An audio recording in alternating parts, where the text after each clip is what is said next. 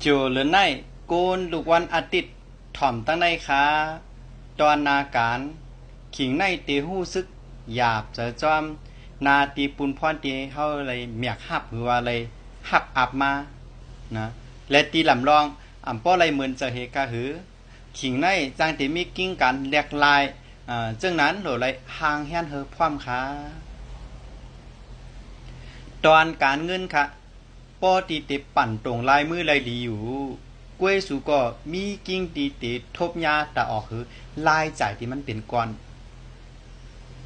ตอนป้ายอยู่ลีค่ะเฮาฟังได้ลองของเป็นวัดเป็นไอครบคืนนะเจ็บเป็นไข้หนาวโดเลิดโอนอ่อนแล้วก็เฮือง่าย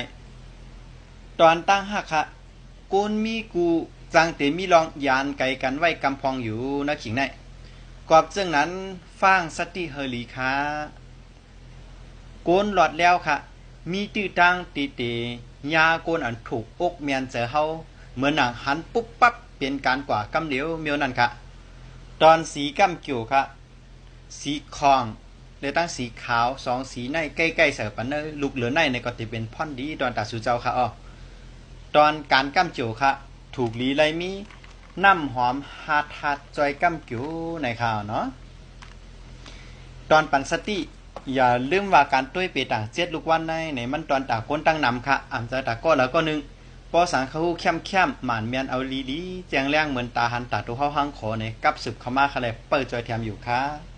เจ้าหือก็ฝากพี่น้องเขาจอยกันเต็กไล่เต็กเช่ปันอาจารย์อีกนึงเดี๋ยวย้อนขอบใจอย่านำค่ะแต่เป็นแห้งเจอปันอาจารย์นั่นเฮ็ดสืบกว่าข้าวยาวตีลำล่องสังป้าเจอเขาจุดด้วยเปต่างกาลากับสืบเข้ามาเลยตีหมายฟง065 669363นะครับอ๋อซ้ำแทงกำหนึ่งค่ะ065 6699 363นะครับ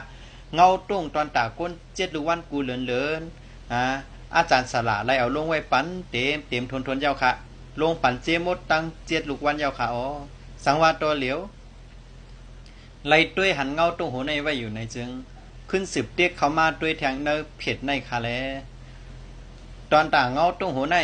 ย้อนกึดยังไว้กันได้ก่อนค่ะทบยากันแทงเหมือเนื้อเงาตุ้งหัวนะ